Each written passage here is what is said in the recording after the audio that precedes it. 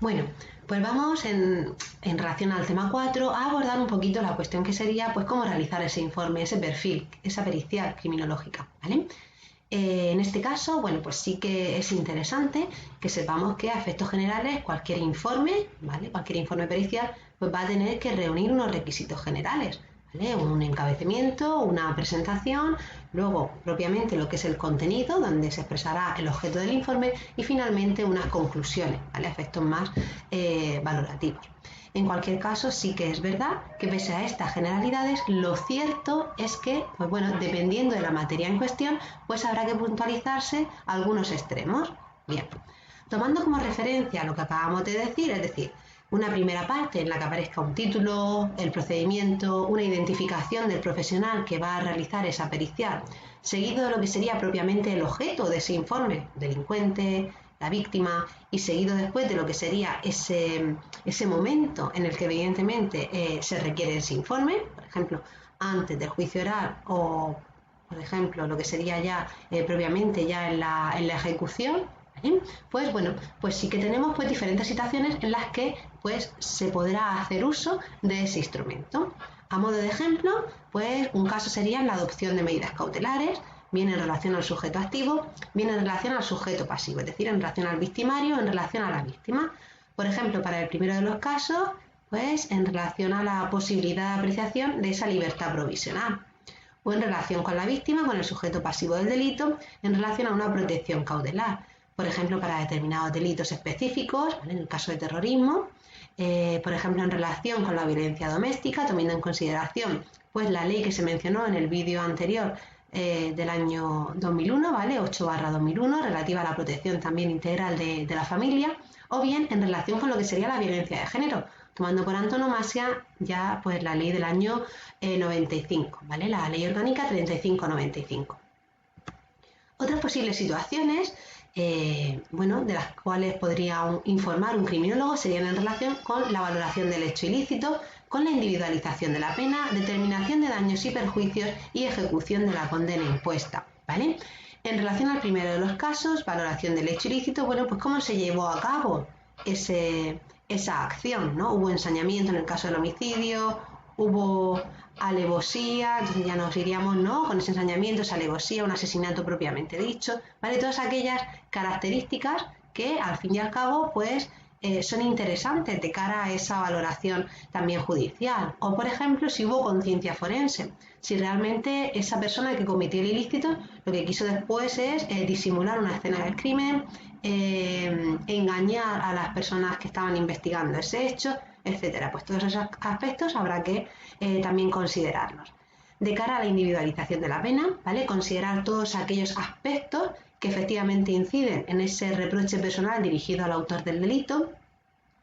La determinación de daños y perjuicios a efectos de aspectos indemnizatorios, tomando en consideración también aquí lo que sería la responsabilidad civil subsidiaria y en cualquier caso en relación con la ejecución de la pena impuesta, ¿no? En cuanto pues a esa idoneidad del programa que se le está aplicando también al sujeto, lo que evidentemente también habrá otros profesionales a ese nivel que hagan una valoración de las características de ese programa y bueno, también se puede tener en consideración si es adecuado en el programa, si hay evolución o no favorable del sujeto, si efectivamente en esas salidas que está realizando pues hay una generalización de los resultados en ese programa, etcétera. Es decir, el pronóstico que se va obteniendo conforme se va cumpliendo esa pena. A modo de síntesis tenemos el presente cuadro, bueno, pues donde se recogerían esos aspectos fundamentales y la descripción de los mismos, ¿vale? Esa persona o entidad que solicita el informe, ¿vale? O que puede ser bien de oficio o bien a nivel de particular. Y en cualquier caso tendrá que quedar bien expuesto en la primera parte o en una primera página, ¿vale? Pues lo que sería el procedimiento y lo que sería la identificación también de ese profesional, ¿vale? Así como el asunto también se podría incorporar. Posteriormente nos iríamos propiamente a lo que sería el objeto del informe criminológico, la definición operativa de la pregunta de investigación, es decir, nosotros partimos de una base y luego lo que yo tengo que hacer es operativizar esas variables de cara a obtener unos mejores resultados y de cara a hacerlo más científico, de una manera más científica. Después proseguimos con la referencia a esa evidencia científica relevante para el objeto de peritaje, ¿vale? El contexto del objeto de estudio, la selección de una teoría o modelo para realizar el peritaje, ¿vale? Si ya se han hecho peritajes previos, en qué se han basado, ¿vale? Teniendo en consideración pues siempre esos criterios de cientificidad, como sería por ejemplo el de refutabilidad de la información que se está exponiendo en el propio informe. El método, bueno, pues es la estrategia de investigación, tanto el historial delictivo, la naturaleza de los hechos, el control del impulso sexual, en el caso, por ejemplo, de delitos sexuales, ¿no? Si hay pedofilia de base, si no hay, ¿vale? No siempre la pedofilia lleva a la pederastia, pero bueno, a lo mejor interesa conocer si hay ese diagnóstico. Habilidades sociales, cognitivas, características de las relaciones interpersonales. A todos estos efectos nos interesa mucho conocer pues, el grado de asertividad, la empatía que muestra el sujeto, ¿no? Sobre todo de cara a esa asunción también de responsabilidad en el delito. Estabilidad laboral, ¿vale? Lo que denota una mayor posibilidad de rehabilitación, de reinserción, lazos prosociales en la comunidad, ¿vale? Que actuarían en el mismo sentido que la anterior.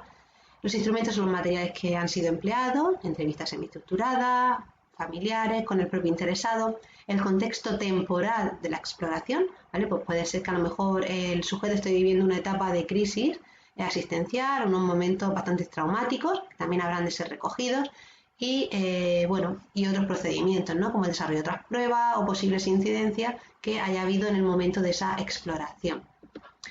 Finalmente ya nos iríamos a los resultados y con las referencias y fuentes.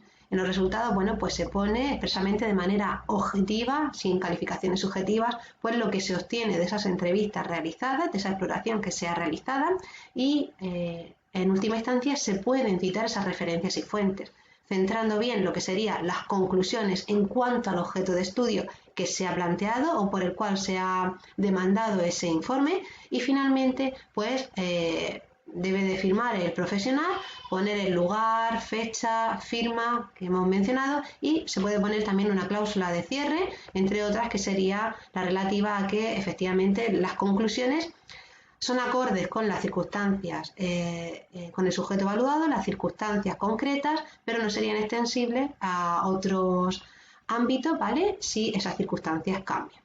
Entonces, la generalización en este caso no sería posible porque hablamos en cualquier caso de un informe de pericia para ese sujeto concreto en unas circunstancias específicas. Lo que sí que es generalizable, obviamente, sería la estructura a seguir, pero no el contenido del informe. Funcionaríamos igual que la individualización de la pena. Pues nada más, muchísimas gracias por vuestra atención.